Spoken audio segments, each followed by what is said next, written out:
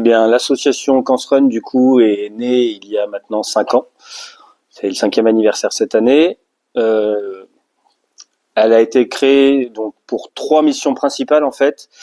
Pour récolter des fonds pour la recherche contre le cancer pédiatrique, sensibiliser sur, malheureusement, il existe les cancers pédiatriques et on doit travailler dessus. Le 3e objectif, c'est de pouvoir financer en fait des séjours à des familles qui sont touchées par le cancer pédiatrique lorsque la santé s'améliore un petit peu et le permet, de pouvoir évacuer, sortir un peu du contexte de l'hôpital et pouvoir s'échapper en famille, retrouver un peu de vie, on va dire normale, même si elle n'est jamais normale.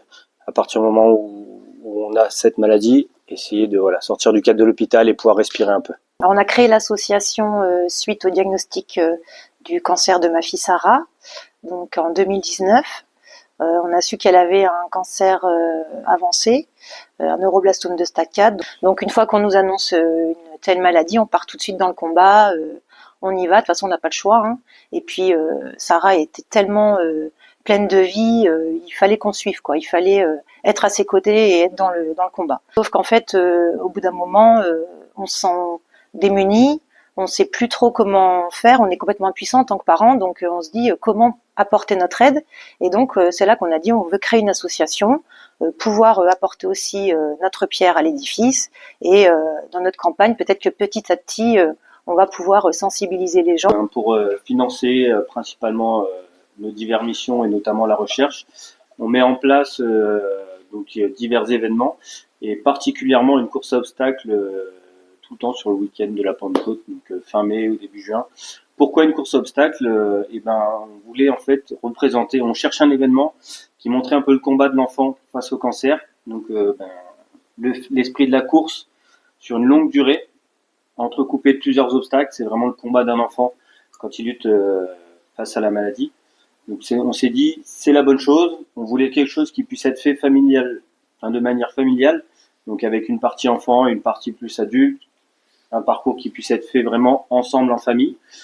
Et puis après, on s'est dit pourquoi pas aussi essayer d'avoir d'autres événements. Donc là, on a une randonnée qui arrive au mois d'avril, une petite rando énigme, toujours pour garder le côté familial et l'esprit enfant, parce que c'est quand même notre combat.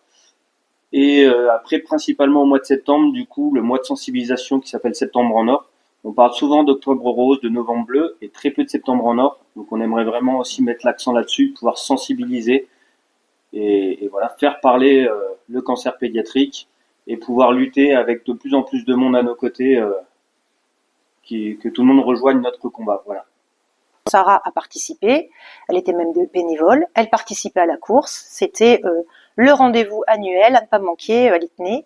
Même d'ailleurs, à la fin, en soins palliatifs, dans son lit, à moitié dans le coma, avec les médicaments, elle m'a dit « Maman, tu n'oublies pas de m'inscrire à la course ». Donc elle, c'était vraiment, CancRun, c'était très très important pour elle.